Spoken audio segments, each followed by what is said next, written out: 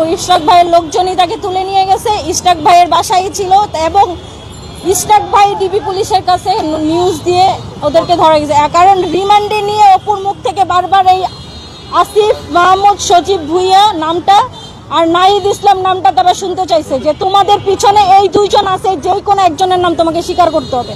সে কিন্তু 164-এ কোথাও এই দুইজন উপদেষ্টার কারো নাম সে বলে না।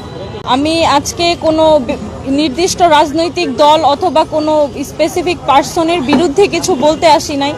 আমার হাজবেন্ডের সাথে গত 17 জুলাই থেকে আজকে পর্যন্ত যা ঘটছে আমি সেগুলোই ক্ল্যারিফাই করব, যেটা আমাকে জানে আলম আপু জানাইছে। এখন আমি প্রথমে আসি 1 তারিখের ঘটনায়। 31 তারিখ রাত 11:30টার পর থেকে 31 তারিখ রাত 11:30টার পর থেকে 1 তারিখ সকাল 7:30টা পর্যন্ত এই সময়টাতে অপু কিন্তু মিসিং ছিল। এখন মিসিং ছিল বলতে তাকে রাত 11:30 বাজে হচ্ছে গিয়ে দুইটা বাইকে করে তাকে একটা জায়গায় নিয়ে যাওয়া হয়। সেখানে গতকালকে যে অপুর বিবৃতিটা ভাইরাল হয়েছে, অপু সেখানে তার 35 মিনিটের কথায় অনেক কিছু বলছে। এই বিষয়গুলো কিন্তু আসলে অপুকে ওইখানে রেখে কাটসাট করে একটু একটু করে শিখিয়ে দিয়ে এইটাকে অ্যাড করে একটা ভিডিও কালকে প্রকাশ করা হয়েছে। অপুকে মূলত অ্যারেস্ট করা হয়েছে সকাল 7:30 বাজে গোপীবাগ থেকে। হ্যাঁ, অনেকে জানে অনেকে জানে না। গোপীবাগ একজনের বাসার সামনে বা গলি থেকে ওকে অ্যারেস্ট করা হয়েছে, ডিবি অ্যারেস্ট করছে। অ্যারেস্ট করার পরে ওকে কিন্তু 7:30 বাজে অ্যারেস্ট করে 11টার পরে অ্যারেস্ট দেখাইছে। এই যে 4 ঘন্টা এবং 4.5 ঘন্টার সময় অপুকে অমানবিক নির্যাতন করা হয়েছে। ডিবি পুলিশ আমাদেরকে অপুর কোনো সন্ধান দেয় নাই। তারা সকাল 11:30টার পরে যখন মিডিয়া জানছে, তারপরে থেকে রাত 12টা পর্যন্ত তারা ঢাকার বিভিন্ন জায়গায় অপুকে নিয়ে ঘুরছে। তারা কিন্তু অপুকে 24 ঘন্টার মধ্যে কোর্টে উঠায় নেয়। 2 তারিখে দুপুর 3টার পরে অপুকে কোর্টে উঠাইছে এবং 10 দিনের রিমান্ড দাবি করছে, এটা সবাই জানে, এবং 4 দিনের রিমান্ড মঞ্জুর করছে। আমার লয়ার বলছিল, অর্থাৎ অপুর লয়ার বলছিল যে অপু কিন্তু মূলত জুলাইয়ের আহত যোদ্ধা।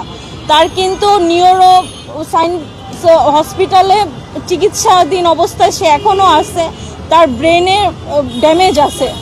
তো আমরা ওইগুলো মেডিকেল পেপার সাবমিট করে অনেক রিকোয়েস্ট করছিলাম ওকে যেন রিমান্ড না দেওয়া হয়। তারপরেও 4 দিনের রিমান্ড দেওয়া হয়েছে।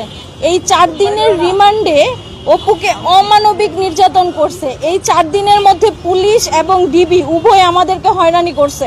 আমি গুলশান থানা টু ডিবি অফিস টু আবার গুলশান থানা থেকে আমি কেরানীগঞ্জ কারাগার পর্যন্ত অপুর জন্য খোঁজ খবর নিয়েছি। 3 তারিখে যেটা হয়েছে, 2 তারিখে তো অপুকে রিমান্ডে নিয়ে চলে গেল।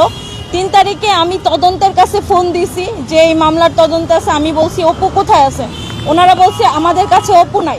পরে আমি ডিবির কাছে গেছি, ডিবিও বলছে আমাদের কাছে অপু নাই। পরে আবার আমি যখন গুলশান থানায় তদন্তের কাছে গেলাম, উনি বলল যে আমরা অপুকে কোর্টে চালান করে দিছি, অপু আমাদের কাছে না। হইতে পারে ওনাদের তদন্তের স্বার্থে ওনারা আমাকে মিথ্যা কথা বলছে, কিন্তু ওনারা আমাকে এইটুকু বলতে পারতো যে অপু আমাদের কাছে আছে, সেফ আছে। এবং 6 তারিখে রিমান্ডের পরে যখন অপুকে উঠানো হয়েছে, হ্যাঁ, তখন 6 তারিখে যখন উঠায় কোর্টে, তখন অপু কিন্তু 164 দিছে, হ্যাঁ, পুলিশের কাছে এবং ম্যাজিস্ট্রেটের কাছে 164 দিছে। সেখানে কিন্তু সে কোনো ব্যক্তির নাম স্বীকার করে নাই যে তাকে দিয়ে কে চাঁদাবাজি করায় বা তাকে চাঁদাবাজ বানাইলো কে। ঠিক আছে, অপুর কিন্তু পূর্বে চাঁদাবাজির কোনো রকমের রেকর্ড নাই।